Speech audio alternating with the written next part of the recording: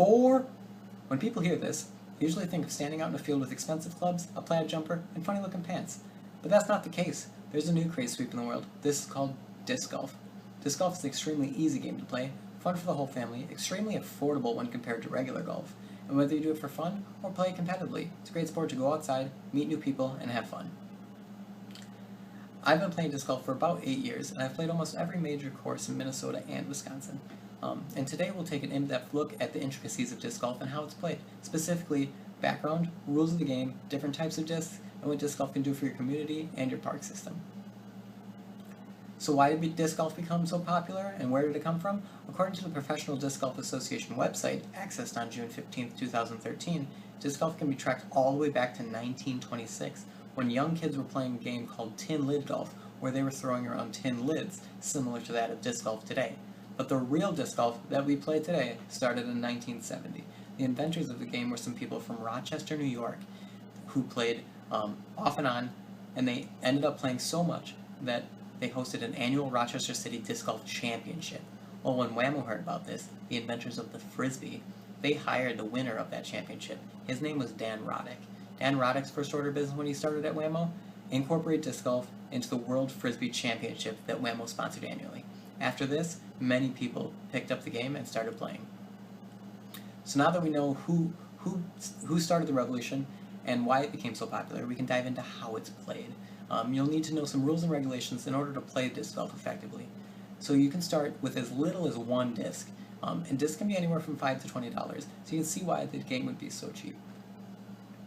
You'll need a local disc golf course. Disc golf courses are usually 9 to 18 holes, and a hole is anywhere from 100 to 500 feet long usually. The hole starts with a tee box, usually made of concrete, where you throw your first disc, and it ends with a 5-foot tall basket made with chains and a metal basket with chains where the disc will fall into at the end. Most courses are free, but some can cost as little as $5. Or most cost as little as $5. Similar to that of ball golf, the object of the game is to get the disc in the basket in the shortest amount of throws. When you're done with the course, you sum up your points, and the person with the lowest points wins. So now that you know the rules and regulations of disc golf and how it's played, we can discuss what different types of discs there are. And in order to play, you need discs. And there are very many different types of discs, and each one is unique. But there's 4 main types of discs. First is the distance driver. Distance driver discs are made to go long distance, but they have a lot of waywardness and curves. According to the Innova Champion Disc website, accessed on June 15, 2013, the world record throw for a distance driver is 836 feet, so you can see how many throws an average person might take to get a 500-foot hole. It could take up to 5 throws. The second disc down is a fairway driver. Fairway drivers are similar to that of distance drivers, made to go a little less in distance, but more control and stability. Third is a mid-range disc. These are versatile discs and work in almost any situation. They're designed to be accurate at shorter distances. Fourth, last one, is a putt and approach disc. These are made to be very short throws, but highly accurate, and they're made to stick to the chains. They're made of a softer rubber so that when they hit the chains of the basket, they actually fall into it easier.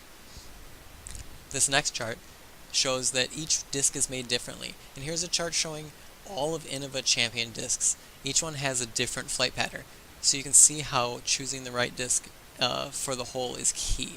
So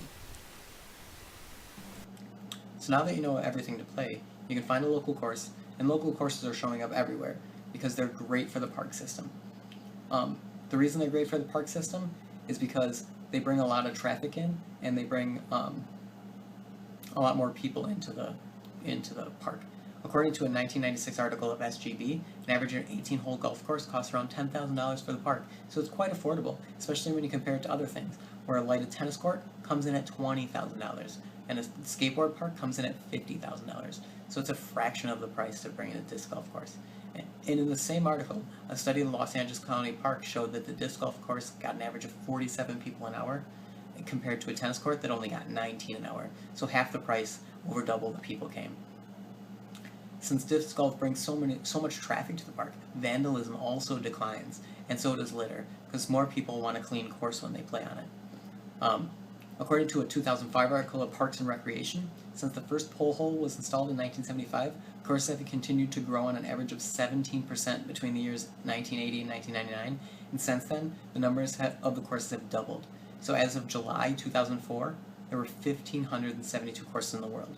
Later, in a 2009 article of SGB, it was stated that the number of courses is up to 2,500 with over 10 million people playing the game. So today we talked about disc golf, everything you need to know to play the game. We explored the history of disc golf, what it is and how it's played, as well as the intricacies of the types of discs and why it's good for the park system and your community. So next time you're out and you see those chain baskets, pick up a disc and start throwing. I promise you, you will get hooked.